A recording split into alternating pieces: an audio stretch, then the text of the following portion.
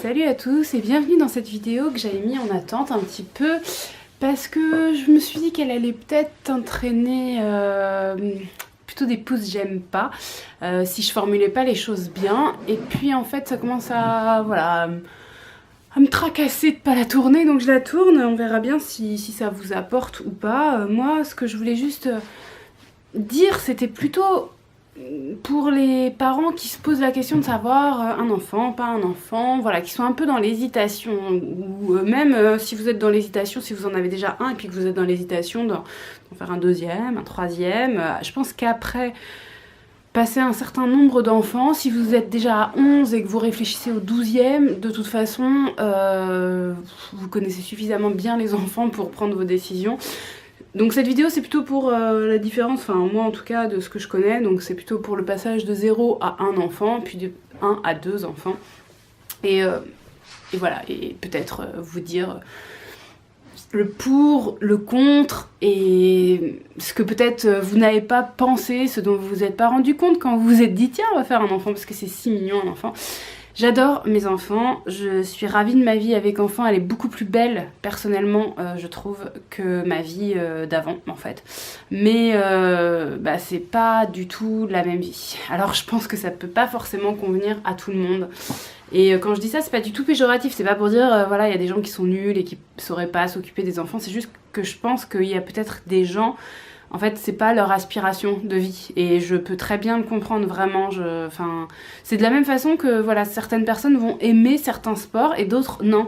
Ou alors, un peu aussi, pareil que vous avez une sexualité envers un sexe, ou envers deux sexes. Enfin, vous avez une sexualité et vous pouvez pas vous changer, vous êtes comme ça. Donc, c'est vrai que le problème avec les enfants, c'est que on le sait que quand ils sont là. Et du coup, peut-être qu'il y a certains parents pour qui c'est plus dur à encaisser que d'autres parce qu'ils ne se sentent pas justement une fibre parentale dingue. Alors je pense qu'on est parents chacun à sa manière et qu'on n'est pas obligé d'être très parents pour être bons parents. J'ai mon chat qui est arrivé subitement, ça m'a fait peur. Mais n'empêche que, je suis pas sûre qu'on puisse vraiment regretter cette décision du choix de la parentalité. Enfin, en tout cas, j'espère que ça n'arrive pas très souvent.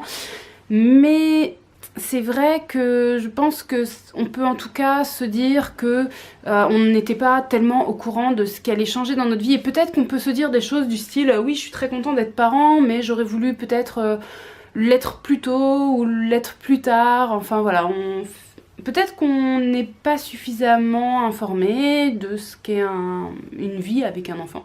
Et du coup, c'est ça dont je voulais vous parler dans cette vidéo. J'ai fait une intro méga trop longue. De toute façon, ça sent la vidéo avec trop de blabla. Hein. Donc voilà, si ça vous saoule, coupez. Ça sera peut-être pas une vidéo pour vous. J'en fais plein d'autres sur la chaîne, sur plein d'autres thèmes. Là, c'est un petit peu particulier, je vous l'accorde. Mais je sais pas pourquoi j'avais envie de la faire. Je me dis qu'elle peut être utile. On verra. Premier point, parce que j'aime bien décortiquer un petit point. Premier point, est-ce que vous aimez le bruit? Est-ce que vous êtes plutôt quelqu'un qui aime sortir, voir du monde, avoir du monde à la maison tout le temps, ou alors est-ce que vous êtes quelqu'un plutôt solitaire, qui aime être un petit peu dans sa bulle et puis qui n'a pas forcément envie trop d'être dérangé à certains moments, qui aime vraiment avoir des moments en fait de tranquillité, quoi. C'est hyper important pour vous. Fonction de ça, sachez que en fonction de votre tempérament, vous aurez plus de facilité à tolérer la présence d'un enfant, parce qu'il faut savoir que l'enfant va faire du bruit. Au début, bébé, pas forcément des masses, ça va, sauf s'il crie.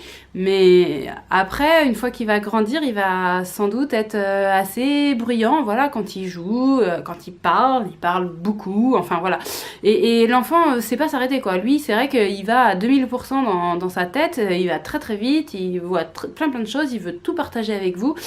Donc bien sûr, en fonction du caractère des enfants, ça diffère un petit peu, puis en fonction des règles que vous mettez à la maison, mais ça n'empêche qu'un enfant va quand même être assez bruyant et vous pourrez pas lui demander de faire silence beaucoup, hein, tout le temps. En tout cas, ce sera pas possible, puisque sinon ça serait l'empêcher d'exister, et donc ce serait un petit peu triste. Et donc sachez que quand même vous allez pas pouvoir décider du niveau sonore avec un enfant, ça sera un petit peu comme il le sent lui. C'est pas pareil que quand vous êtes seul et que vous décidez d'allumer la télé ou pas, d'écouter de la musique ou pas, d'appeler un ami ou pas, voilà, c'est pas pareil du tout au niveau sonore. Donc si vous êtes sensible au bruit, c'est une question quand même à se poser. Alors je dis pas qu'on va pas faire un enfant à cause du bruit, mais voilà, il faut quand même avoir conscience qu'on va mettre de la vie à la maison, et la vie ça passe aussi par le bruit. Donc si vous avez déjà un enfant et que vous trouviez qui, par exemple, qui met déjà beaucoup de bruit chez vous et que ça vous casse la tête, pensez que si vous faites un deuxième, ça va vous casser encore plus la tête parce qu'il y aura 2 fois plus de bruit, hein. Deuxième point, le bazar, puisque je suis un peu dans cette énergie là, du coup avec le premier point, je vous ai dit qu'un enfant ça vivait, bah ouais. À partir du moment où ils commencent à être moteurs, les enfants dérangent les maisons. Donc si vous êtes plutôt du genre maniaque, ça risque de vous demander un petit cheminement d'acceptation du bazar. Parce que à moins d'être... soit que l'enfant ne soit pas là de la journée, vous le récupérez le soir, tac, vous le couchez, vous le levez, vous l'emmenez en garderie, vous le récupérez le soir, tac, vous le couchez. Bon, pas beaucoup d'impact sur la maison, mais quand même il y a les vacances, quand même il y a les week-ends, il y a des moments forcément où vous passez du temps avec votre enfant, à moins de faire des activités vraiment cadrées, d'avoir tout barricadé chez vous, tout planqué. Si vous laissez votre enfant vadrouiller dans la maison, sachez qu'il se fera vraiment un grand plaisir d'ouvrir les tiroirs, de vider les placards. C'est normal, les enfants sont de petits explorateurs, mais du coup ils vous mettent parfois un bazar énorme, et il est difficile d'avoir un chez-soi vraiment nickel quand on a des enfants. Personnellement je trouve ça plutôt chouette d'une certaine façon, parce que justement j'étais quelqu'un de un petit peu trop ordonné, je pense, et ça m'a permis de petit à petit apprendre à relativiser les choses. Donc peut-être aussi que pour vous ça fera pareil, je sais pas. Si c'est le cas, dites-le moi en commentaire, si vous êtes parent et que ça vous a fait le même cheminement. Mais bon voilà, si c'est un petit peu si vous êtes un peu psychorigide, si c'est un petit peu un de vos défauts, sachez que vous aurez à cheminer sur ça avec un enfant, et qui plus est avec 2, avec 3, etc. Sachez aussi, puisque je viens de l'aborder que bah voilà, il y a d'habitude quand on travaille, il y a des semaines, il y a une organisation dans la semaine, il y a des jours, voilà, on sait quand on travaille et quand on est de repos. Avec les enfants, il n'y a plus ça. Il n'y a plus de jours de congé, quoi, en fait, sauf si vous laissez l'enfant en garde et puis que vous-même vous êtes en congé, mais sinon c'est un travail, si on peut le qualifier comme ça, qui est permanent, et on travaille même la nuit, c'est ça qui est hallucinant. Donc du coup, sachez que vous aurez plus jamais les mêmes week-ends et les mêmes vacances de votre vie, puisque ça sera toujours un petit peu un rythme identique. C'est-à-dire que si vous avez un enfant, malheureusement, comme mon premier enfant qui était assez lève-tôt, si vous avez un enfant qui se lève, je sais pas, à 7h30, déjà c'est pas mal, 7h30, hein, parce qu'il y a des parents qui sont debout bien plus tôt que ça, et c'était mon cas. Mais si vous avez un enfant qui se lève à 7h30, sachez que vous serez debout à 7h30 tous les week-ends. Alors peut-être que vous le savez déjà, mais je vous assure que quand c'est tout le temps, toutes les semaines, ça a un impact sur la vie, parce que ça change toute la journée, ça change pas que le réveil, ça change ce qu'on va faire comme activité, qui on va voir, ça change comment on va manger, voilà, ça va vous changer toute votre vie, tout votre quotidien. Il n'y aura pas un moment où ça sera en pause, il n'y a pas, et puis il n'y a pas de service après-vente, hein, enfin je veux dire, c'est vraiment, vous avez votre enfant qui arrive, vous allez l'accueillir et il va être présent tous les jours, tout le temps, sans doute toute votre vie si tout va bien, je vous le souhaite, puisqu'en théorie vous partirez avant lui. Et donc voilà, il sera présent tout le temps, votre enfant. Alors en fonction des âges, forcément c'est pas pareil, mais voilà, il y a quelqu'un vraiment qui va intégrer votre vie à vie. Quatrième point, je viens de l'aborder un tout petit peu légèrement, je vous ai dit on travaille aussi la nuit.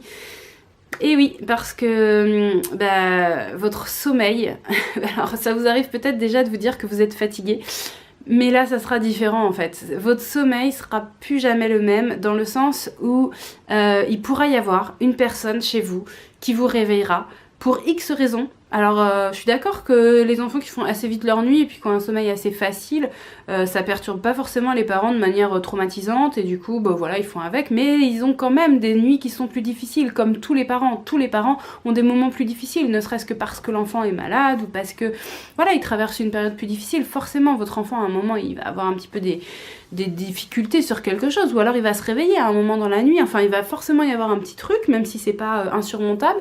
Et puis, si vous avez pas de bol, vous pouvez aussi carrément avoir des expériences traumatisantes. Enfin, je dis traumatisant parce que moi je trouve que c'est carrément traumatisant, c'est de la torture physique des fois.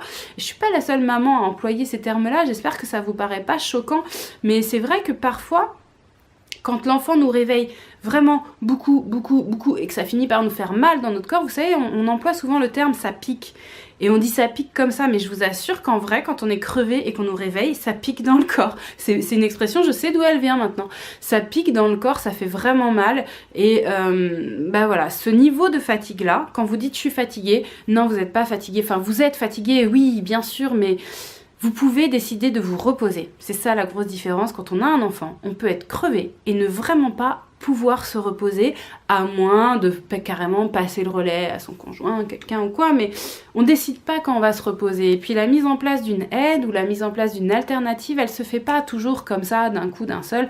C'est pas toujours si simple, donc voilà, sur le sommeil, ça sera plus jamais comme avant, parce que même si, comme moi, au bout d'un certain temps, voilà, après mon premier enfant, il a fait ses nuits, j'ai retrouvé un sommeil paisible, j'ai plus jamais eu le même rapport au sommeil, dans le sens où même quand je dormais bien, je me levais le matin avec cette conscience d'avoir eu tellement de chance de dormir, et maintenant le sommeil pour moi, c'est, vous savez, c'est comme un gros gâteau au chocolat, quoi.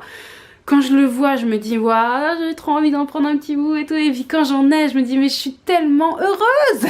Voilà, c'est devenu un peu un truc de dingue de dormir. Alors qu'avant, c'était une chance que je me rendais même pas compte que je l'avais.